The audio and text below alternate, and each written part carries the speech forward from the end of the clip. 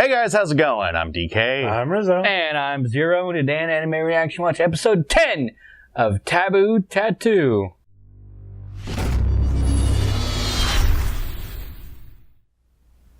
If you want to check out our reaction to the 10th episode of Taboo Tattoo, hit that link in the description below. And be sure to give us feedback in the comments section, because we love hearing from you. And as always, if you like what you see, subscribe to Otaku Saga, and don't forget to like and share our videos. And thanks for watching.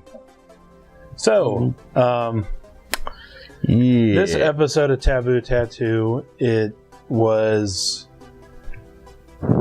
I think it started off like it showed what happened at the end of the last one, where I actually don't know why it necessarily needed to have that cliffhanger in the flashback when we obviously knew they could have used another, like, say if they cut out the opening from that episode, they could have used that minute and 30 seconds to show Blood getting away.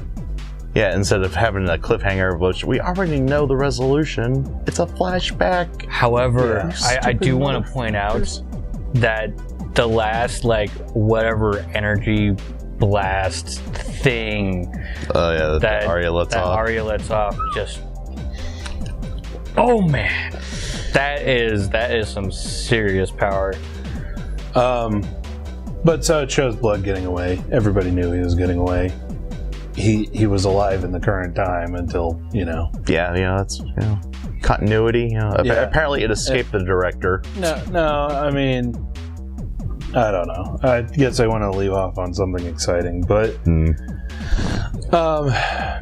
so then, like, right after that, it zooms to a year later. A year later from the present time. So a year later, after Seigi and Izzy and Tom and that other guy got away, and they went to a mountain hideout. Where I guess which incidentally also means that both Izzy and Tom went AWOL and deserted the U.S. Army, which is not good. But it shows them basically, I guess, surviving in a forest. And then it shows them training real quick, and then it shows their hideout had gotten attacked by Brahmin. And then they get a little taunting video letter from Arya saying that she's in California. Now, I want to pause. Right after the training thing, we want to bring this point up later in the discussion, but I want you guys to remember about how quick they ran through this year-long catch-up. It was like what it was over like what, the first 5 minutes? Yep. Yeah, it was pretty quick. Damn. But yeah, we got a letter. Video message. A video message from Arya. Basically taunting them, being like, oh, we're at a private beach in California. Oh, we still have Lisa. Oh, yeah, we still have Lisa. Very subtle about that. Yeah. It was a taunting letter. Like that's just straight up. We'll just call it that. So that pisses them off, and they decide that they're going to go to the Grand Canyon. Into the obvious trap. Into the obvious trap that Arya set up, because Arya is going after the final ruin. So they go to let me also interject the rather humorous part that I really, really liked. This is probably the best part of the episode. Yeah, the other guy that had escaped with them, he went to Comic-Con. I'm sorry, Comic Festival. To meet up with his childhood friend who is a cosplayer. And in the most hilarious use of the death flag and calling it out, he proposes to her. He gives her a doujinshi that he wants to read when he gets back. Yeah, says that he'll read it when he gets back. What was the third one? I remember he raised 3 death flags right there. I think he raised them all actually. By the end of it He all. also brought up the point that they were really old friends, and they've made it through a bunch of stuff together. Yeah. So basically, Reminiscing. they were childhood friends, and then they got separated when they were kids because she moved away or he moved away. Yeah, so they were And then they met back up. Basically, he does all the don't do that stuff. Yeah, you reminisce. You're going to die. You make promises. I have a feeling There he's you go. probably going to make it through just because they've pointed all that stuff out. Like I said, if he survives the ordeal, well, I said if he survives the episode, but if he survives the ordeal, the Battle of the Grand Canyon, then yeah, that would complete a perfect send-up of the trope. Yeah. Absolutely Yeah, wonderful. that would be perfect. And when he's proposing to her, I love the guys in the background waving flags. And there was first 1, and then 2, and then 3 come up. It's just- every time he raises a nice new touch. death flag. And then he raises another one because when they're in the Grand Canyon and they're moving towards, I guess, the U.S. forces and He Brahmin is forces, he running has a picture of her. And then he explains to Tom and just, Tom's face. How do you run with something like that And keep it perfectly still for one. and attempt But- to keep up with the rest of your group there? Yeah. Yeah, it was really funny. If that And then, guy, of course, Tom wasn't even surprised that he raised the death flag. Tom was surprised that he was a normie. That look of absolute shock. Because both him and Tom are otaku. That, like, straight up. I'm trying to figure out what I could personally do if he actually survives this season. Right? Don't think Because that's real. 4 death flags in one episode. The fact that he survived the episode, It's miraculous, really. He's And, actually pretty badass. Like, his tattoo power and everything. like, yeah, and he ran across 2 other tattoo users. Yeah. Is currently facing against one of them who. Yeah, he's facing against the woman who attacked their safe house And killed crushed the all waifu. and crushed all the waifu. And so he's like, I need to pay you back. Mess with a waifu. Shorten your lifeu. That's funny. Was it him or the woman who killed the other tattoo guy? I think it was the woman. I think so too. Basically, another tattoo guy from Brahman jumped in and was like flying over the guy's head to attack him or whatever. And I think it was the woman who was just like, Shot him. "No, Shot him, and then made use her power to make the round bigger. So it goes from a her standard. power is very interesting." I too. very much like it. Yeah. Basically, she can increase the size of things or increase or decrease the size of things. So when she's getting shot at, she just decreases the size of the bullets so So that, they're like pellets. yeah, even at the speed that they're moving, they don't really hurt. Yeah. And indeed, she decreases the size of them way before they get to her, so they lose most of their momentum anyway. They'd probably just completely miss if all physics were involved. Yeah, I mean, the wind could just blow the rounds off course. Again, like pellets. But yeah, the beginning of the fight was really run through really quickly. I think I really, really hope that they slow down just a little bit in the next episode. Yeah, because it's actually starting to turn into another squash match for Brahmin. Kind of like when they invaded the Third Ruins in Japan. Yeah, I kind of expect that. Basically, all the U.S. Army forces are going to get wiped out. Yeah. And also another thing, while Segi and Izzy are running through areas, they're actually getting shot at by their own forces because they don't know. Well, yeah, they're not a part of the U.S. Army anymore. Like they're not. Basically, Izzy and Tom deserted, like straight up. So the U.S. forces don't even know that they're in the area. Yeah, for all I know, they're members of. Well, for all we know, the U.S. Army mooks know that they're members of Brahmin. Yeah, I think So they're whatever. members of Brahmin, so... They're not with them, so they have to be the enemy. But I had some more to say. Oh, right. Izzy is now She ran headlong into a tattoo user and Lisa, who is brainwashed and is using Schrodinger Ill's ability, is taking over her and. Actually, she ran into the whip guy. the whip guy, the whip perv. Yes, the one who is far too, what's the word? Far too interested in Izzy. Way to put it mildly. Yes. He's a pervert. It's alright, I would be too. Yeah. Izzy's pretty fucking hot. Probably would. She's hot, but I don't think you're that bad of a pervert. Well... You might be surprised. Anyway, so... then we have a stinger where Arya infiltrates the command center for the operation. Because that was quick. Yeah, well, there's that, but I kind of call a little bit of bullshit, especially with how injured or how fucked up Colonel Sanders is. He wouldn't be anywhere near that location, like, at all. Honestly, he'd probably be on the other side of the country, really. Like, he might be in a nearby military base, but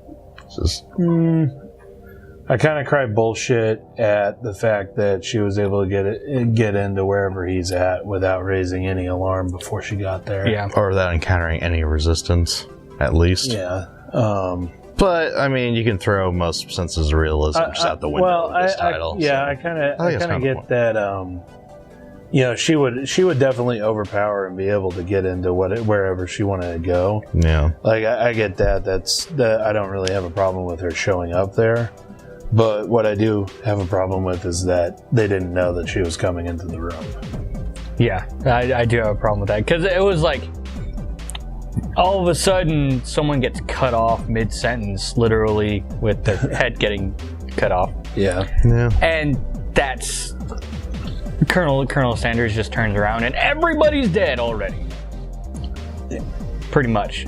Which I find really, really hard to believe. But I blame it on rushed and or just crappy direction.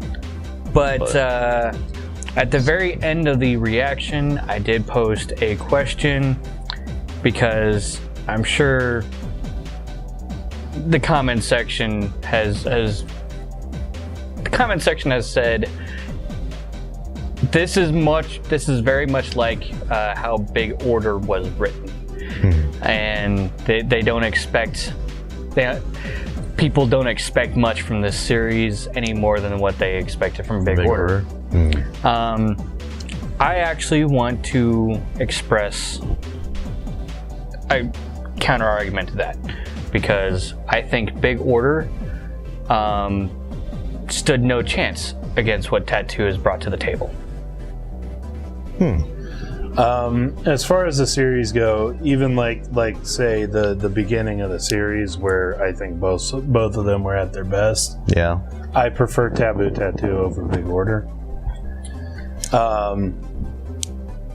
I can definitely see where the comparisons come from as far as what happened in the last 4 episodes of Big Order and what's been happening in the past couple episodes here, where there's good story elements, but they're just so rushed. Yeah. I think I expected more out of Big Order and was thoroughly disappointed when it didn't deliver. I didn't expect nearly as much out of Taboo Tattoo, and I guess I kind of drew even on Taboo's account. I think I can agree. I definitely had less expectations going into Taboo Tattoo. But yeah, I gotta agree with you that both fell victim to borderline piss poor direction. The concepts of both are fantastic. Yeah. I don't know if it's necessarily direction though, because from what I understand, a big order, that's the way that the manga. So yeah, the source material went. That's the way that the source material went. Oh, okay, okay. I think probably because we actually had a few people that were saying that this was going to end up like big order at the beginning of the season. It's probably the way that this one's source material went too. And what it kind of reminds me of is when a series is going to be discontinued by the publishers, and basically the author is given what amounts to one volume to wrap it up. Oh, okay. So they gotta rush it. It's like, oh crap, I really want to finish the story well, but it's like 3 volumes worth of material, and only like a couple chapters, maybe. Yeah, and I only have I only have this amount to finish it up. It kind of reminds me a little bit, if any of you have ever read to the end of School Rumble. The manga was discontinued by the publisher, and the author only had like a very short amount of time to wrap it up. So you get storylines that are just straight cut off, you get everything rushed, and honestly the ending just feels really lackluster. So maybe not so much like storylines, well maybe to an extent in this one, but a lot of story elements just seem a little... Well, in this one, because it was rushed. I think this one's based off a light novel series, I want to say. I suppose I could probably look that up so that I'm not just talking out of my ass. But if it was based off a light novel series, then it could have been, okay, the sales weren't quite what we expected, so we're only going to publish one more, or something like that. No, it was a manga. Okay. It was a manga, so I'm not sure exactly what was going on with that. But that's kind of what it feels like to me. Now, what I want to point out is by episode 6 of Big Order, which is the episode where we got into the whatever that shrine maiden was. Oh, EO? EO. That focused episode. We got a big focus episode that made absolutely no fucking sense whatsoever. Middle of a 10 episode series, you're building up for a big final confrontation, and then all of a sudden, out of nowhere, Yeah, it was completely out of left field, and it really did bug us a lot. I'm not sure what you can blame this on anymore, because I'm looking it up now and the manga is still ongoing. Whoa.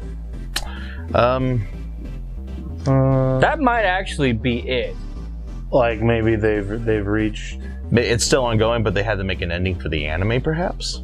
And just half-assed it or something? Just tried to complicate it? I don't know. I really don't. It just doesn't feel right, that's all I know. I don't have any explanation for why this is doing what it's doing, and now that's starting to bug me. Yeah. Yeah. But Big Order, we really started getting sick of it by episode 6. Episode 4 was pretty good. Episode 5 was meh. Episode 6, episode 7, flatline. episode 8, and it just continued on. The final episode was pretty decent. We enjoyed it. Up until the ending. Yeah. The weird ass ending. I mean, it was still a solid average ending. Probably a little bit. At least this one I do look forward to, but I don't know. The past couple episodes just like they're way too rushed. We actually discussed it kind of during our in between time here, and I think we can all agree that this series would benefit from having a longer form, a longer run or something. Just like another like half season. Yeah. Even that just so short amount of period. I could even go with maybe another like 6 episodes would really benefit this series. Because what I would like to see is I kind of want to see just a little bit more story between Segi and Toko. Because when Toko died, it was so just like out of the blue. They put up so many flags right before she died. Yeah.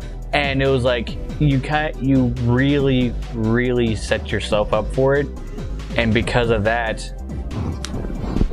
and the fact that there was very mellow backstory between the two, like that they had a thing, but it really wasn't focused on at all. Yeah, it was kind of a given. So yeah, I think probably another episode towards the beginning of the series would help set that up a little bit better. I definitely think that the backstory with Blood infiltrating Brahmin could have benefited from having 2 episodes, or at least 1.5. And then I would have done kind of do half of that story, then have a little bit of a breather where Segi and Izzy and Tom and that other guy go to the Wiseman area. Well, yeah, go to the house that Wiseman set up for them, the safe house. And maybe a little bit of setup with there. Maybe talk a little bit about the artificial arm that Izzy's she received in this episode. Maybe even talk a little bit about how she still has her tattoo powers, even though she lost the arm that her tattoo was on. Right, that would have been nice to have been explained. A little bit of the training, perhaps. A little bit more than what we just saw anyway. A little bit of transition, because it basically went from the previous episode of the present time, where Segi is still kind of this naive, wide-eyed youth, basically talking about justice. And I get that he was pretty fucked up after Toko died, but it went directly from that to now he is this jaded, hard-hearted guy. That could be because I think BB is more or less implanted inside of him now. But it would have been nice to have been explained if they wanted to. Yeah, explanation or show kind of a transition into that too. I guess that's what they 3 wanted episodes. the whole the handshake in the end of the anime scene to be. But a little more explanation would have been nice. These last 2 episodes really needed to be 3. Yeah. We needed. Like you said, half and half each episode, to where it goes a little bit of BB, a little bit of montage, a little bit of training stuff that's going on in present world. Go back to BB, go back to present time, go back to BB, go back to present time, and then we can move on. Or, like my thought, we have this episode of BB, it kind of cuts off, let's say, right when he's getting into the lab. Yeah, that lab with his sisters and stuff like that. Cut it off there. The next episode, we start off in the present time, have a half episode there, go back into the Animus, and finish off what's going on with BB. Okay. And then the next episode, we can catch up entirely on what's going on in the present. And then kind of get ready for the battle of the Grand Canyon. Yeah. It would just make sense that way. Send us money so we can direct anime. I know, right? Right? Shit. There you go. Problem mostly solved. Now, if only we can fix the jarring transitions between serious moments and comedic moments that are littered to this series. I think that's on purpose. I do think that that's on purpose, and I love it. Personally, I love it.